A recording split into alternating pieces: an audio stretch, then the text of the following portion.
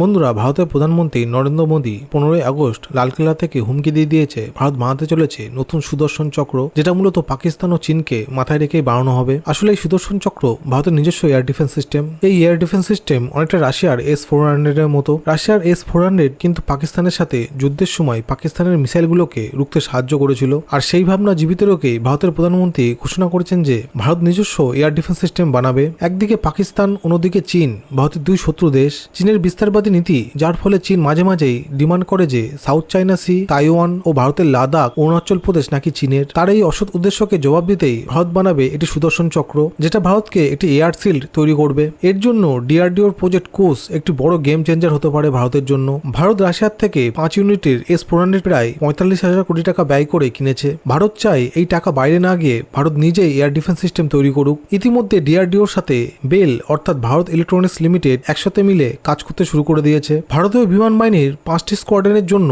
এই কুস প্রকল্পে খরচ হবে প্রায় 21,000 কোটি টাকা। এই কুস প্রকল্পে মূলত 3 ধরনের এয়ার ডিফেন্স সিস্টেম তৈরি করা হবে: M1, M2, M3।